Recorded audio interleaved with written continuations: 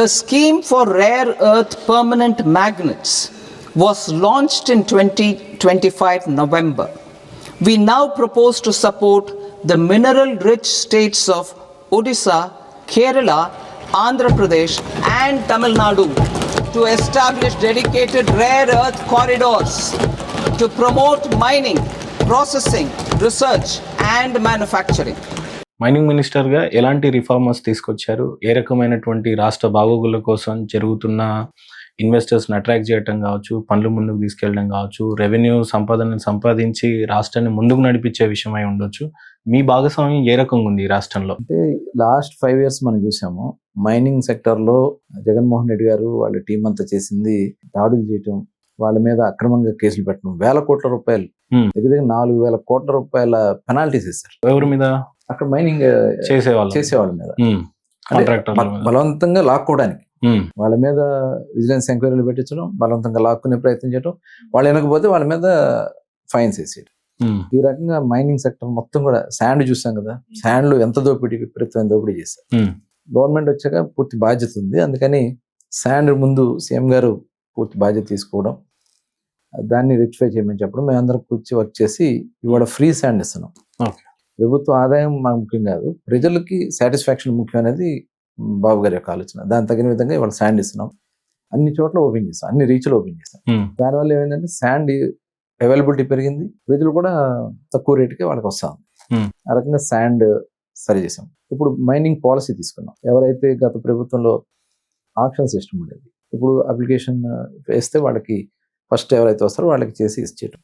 ఈ ఆక్షన్ ఏమవుతుందంటే, ఇప్పుడు మనం ఏదో ఒక ఐడెంటిఫై చేసుకుంటాం, ఆటోమేటిక్ గా ఆక్షన్కి వెళ్ళినప్పుడు ఎవరో వచ్చేస్తారు. ఈ ఆక్షన్ నిబద్ధతతో ట్రాన్స్పరెంట్ గా జరుగుతుందంటారా? అంటే ఇప్పుడు ఆక్షన్ గతంలో లాగా కాకుండా అప్లికేషన్ సిస్టమ్ కదా, ఇప్పుడు ఎవరైతే అప్లికేషన్ వాళ్ళు చూసుకున్నాక దానికి అక్కడ ఏదైతే చేస్తామో దానికి వాళ్ళు ఓకే అనుకుంటే వాళ్ళకి ఇస్తాం.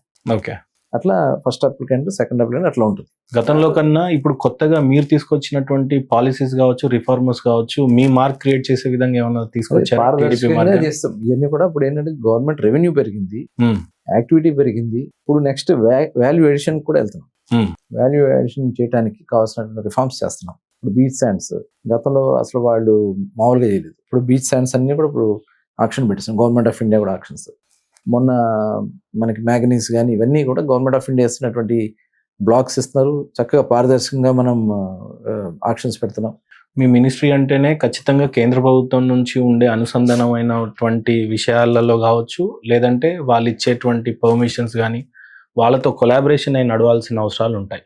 కేంద్ర ప్రభుత్వం నుంచి లభించేటువంటి సహాయ సహకారాలు ఏ రకంగా ఉన్నాయి? చాలా బాగుంది. ఏ రకమైనటువంటి అగ్రిమెంట్లు చేసుకోవటం కానీ, కొత్తగా మన రాష్ట్రానికి ఉపయోగపడే విధంగా ఎలాంటి పనులు చేపడుతుంది రాష్ట్రం? మనకేంటంటే మేజర్ మినరల్స్ గవర్నమెంట్ ఆఫ్ ఇండియాతో ఉంటుంది. మేజర్ మినరల్స్ వచ్చేటప్పటికి లైమ్ స్టోన్ కానీ, మన మ్యాగనీస్ కానీ, ఐరన్ ఓర్ కానీ, ఇలాంటి బీచ్ శాండ్స్ కానీ, ఇవన్నీ కూడా మేజర్ మినరల్స్ వస్తాయి. ఆ మేజర్ మినరల్స్ అన్ని కూడా మనం ఐడెంటిఫై చేయటం, కొన్ని వాళ్ళు ఐడెంటిఫై చేస్తారు, వాటికి ఆక్షన్కి మనకి పర్మిషన్ ఇస్తారు, బ్లాక్స్ అవన్నీ కూడా చాలా ట్రాన్స్పరెంట్గా చేస్తున్నాం. దానివల్ల యాక్టివిటీ పెరిగింది. మనకు కూడా అడిషనల్ గా ఇంకా మనకి ఎంకరేజ్ చేయడానికి ఇంకా అదనంగా కూడా ఇస్తున్నారు, అక్కడ గవర్నమెంట్ ఆఫ్ ఇండియా నుంచి వస్తుంది. అట్లాగే కొన్ని ఇప్పుడు ఐరన్ ఓర్ కూడా, లో గ్రేడ్ ఐరన్ ఓర్ అని ఇలాంటివన్నీ కూడా టోటల్ ఇవాళ చేస్తున్నాం. ఇదే కాకుండా ఇప్పుడు క్రిటికల్ మినరల్ మీద కూడా వర్కౌట్ చేస్తున్నాం. మెయిన్ క్రిటికల్ మినరల్స్ ది చాలా రిక్వైర్మెంట్ ఉంది. ఎలాంటివి సార్? క్రిటికల్ మినరల్స్ అంటే రేర్ ఎర్త్ మినరల్స్ ఇవన్నీ ఉంటాయి, మ్యాగ్నెటిక్స్ కానీ ఇలాంటివి, అవన్నిటి మీద కూడా ఇప్పుడు ఎక్స్పోర్ట్ చేయడానికి మొన్ననే నేను అహ్మదాబాద్ వెళ్ళాం. మైనింగ్ మినిస్టర్ కిషన్ రెడ్డి గారు, మిగతా మినిస్టర్స్ అందరూ కూడా వచ్చారు. 3 days వర్క్షాప్. దాంట్లో డీటెయిల్ గా మేము వాళ్ళకి ఉన్న ఇబ్బందులన్నీ కూడా వాళ్ళకి చెప్పాం. ఎందుకంటే ఆల్రెడీ ఉన్న మినరల్స్ మైన్స్ ని కొన్ని వాళ్ళు క్యాన్సిలేషన్కి వెళ్ళిపోతున్నారు. అలా కాకుండా వాళ్ళకి టైం ఇచ్చి ఇమీడియట్ గా వాటిని మనం మళ్ళీ రీఓపెన్ చేసేలాగా చేయడానికి అవన్నీ కూడా వాళ్ళు కూడా యాక్సెప్ట్ చేశారు. అలాగే బీచ్ అండ్ మినరల్స్, దానికి సంబంధించి యూనిట్స్ ఇక్కడ పెట్టాలి. ఇదంతా కూడా బయటకు వెళ్ళిపోవడం కాదు, ఎక్స్పోర్ట్ కాదు, ఇక్కడే పెట్టి ఇక్కడే వాటిని ఎంప్లాయ్మెంట్ క్రియేట్ చేయొచ్చు, ఇండస్ట్రీ రావచ్చు. తద్వారా గవర్నమెంట్ కూడా మనకి రెవెన్యూస్ వస్తాయి. అందుకనే 2 క్రిటికల్ మినరల్ పార్క్స్ కూడా అడిగాం. ఒకటి విశాఖపట్నం, 2 మచిలీపట్నం. ఎందుకంటే పోర్ట్ వస్తుంది. ఇప్పుడు చాలా ఇంపోర్ట్, ఇప్పుడు కాపర్ ఉంది, 95% మనం ఇంపోర్ట్ చేస్తుంది గవర్నమెంట్ ఆఫ్ ఇండియా. ఓన్లీ 5% మనకి ఇక్కడ అవైలబిలిటీ ఉంది, 95% బయట నుంచి వస్తుంది. అలాంటివన్నీ కూడా మనం ఎక్స్ప్లోర్ చేసుకుని అక్కడ రిఫైనరీస్ పెట్టుకుని, ఎందుకంటే సీ షోర్ దగ్గర పెట్టినప్పుడు పొల్యూషన్ కి తక్కువ ఉంటుంది. కాబట్టి ఆ ఏరియాలో ఐడెంటిఫై చేస్తాము. ఇక్కడ ఒక దగ్గర ఒక 3000 to 4000 ఎకర్స్ మేము ఐడెంటిఫై చేసాం మచిలీపట్నం దగ్గర.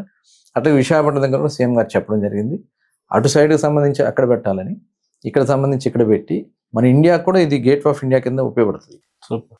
అన్ని ఏదైతే రా మెటీరియల్ అంతా ఇంపోర్ట్ చేసుకుంటాం, ఇక్కడ ప్రాసెసింగ్ చేస్తాం, మన అవసరాలు తీర్చుకుంటాం, బయట కూడా మనం అది ఎక్స్పోర్ట్ చేయొచ్చు. తద్వారా గవర్నమెంట్కి కూడా ఎంప్లాయ్మెంట్ పెరుగుతుంది.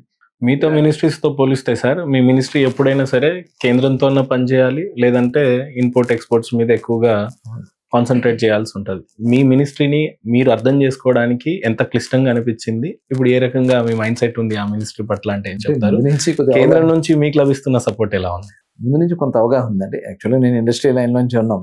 మేము రైస్ మిల్ మెషినరీ మ్యానుఫ్యాక్చరింగ్ నుంచి నేను అన్ని చూశాను. వెల్డింగ్ దగ్గర నుంచి అన్ని చేస్తాను నేను కూడా. నాకు బాబు గారు ఈ మినిస్ట్రీ మీకే ఇయ్యాలని ఏమైనా చర్చలు చేసిన తర్వాత ఇచ్చారా, లేకపోతే లిస్ట్ లో మీ పేరు చూసుకున్నారా? నమ్మకం అంతే. అంతేగాని నేను ఈ రోజు వెళ్ళాను, నేను ఏం అడిగింది లేదు. ఎవరితో పడదే ఉంటారు కదా ఆయన అంతే కదా. దగ్గర, చేశారు. దానికి న్యాయం చేయాలి, ఇంకా చేయాలి. న్యాయం అయితే సరిపోవట్లేదు, చాలా తక్కువే ఉంది. దానికి ఇంక వర్కౌట్ చేస్తున్నాము. ఇంకా దీన్ని రెవెన్యూస్ పెంచాలి, ఒరిస్సాతో పోటీ పడాలి. అంటే ఒరిస్సా మాక్సిమం 50,000 crores వస్తుంది, దానికి అంత వెళ్ళాం. కానీ ఇంకా మాక్సిమం మనం మనకున్న రిసోర్స్ అనేది ఫ్యూచర్ అవసరాలకు కూడా ఇప్పటి నుంచే ఆఫ్ షోర్ మినరల్స్ కూడా కొన్ని ఉన్నాయి. అవన్నీ కూడా మనం ఎక్స్ప్లోర్ చేయడానికి ఇంటర్నేషనల్ బిడ్డింగ్ కూడా పిలవాలి.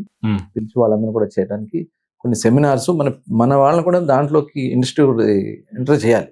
గతంలో పాలసీస్ కొంత డిఫికల్ట్ గా ఉండింది అనేవాళ్ళు వైఎస్ఆర్సీపీ గవర్నమెంట్ లో. మీరు వచ్చిన తర్వాత డిఫికల్ట్ గా ఉందా, లేకపోతే ఏమన్నా మంచి రిజల్ట్స్ పొందగలిగారా? ఏ రకమైనటువంటి రెస్పాన్స్ వస్తుంది పబ్లిక్ నుంచి కానీ, కాంట్రాక్టర్ సైడ్ నుంచి కానీ, టెండర్స్ పాడుతున్న వాళ్ళ నుంచి అని అంటే ఏం చెప్తారు? కంపేర్ చేస్తే బోత్ అప్పుడు వైఎస్ఆర్సీపీ కానీ ఇప్పుడు టీడీపీ కానీ.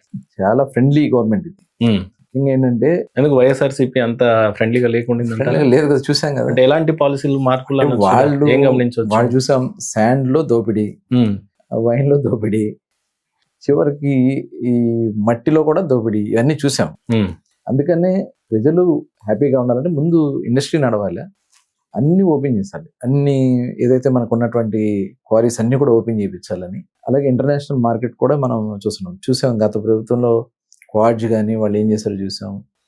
తర్వాత శాండ్ కానీ ఇవన్నీ ఎలా చేశారో చూసాం. ఇప్పుడు అందుకనే క్వాడ్జ్ లో కూడా మనం ఇక్కడే వాల్యుయేషన్కి వెళ్ళాలని క్వాడ్జ్కి సంబంధించి కూడా మనం ప్లాన్ చేస్తాం.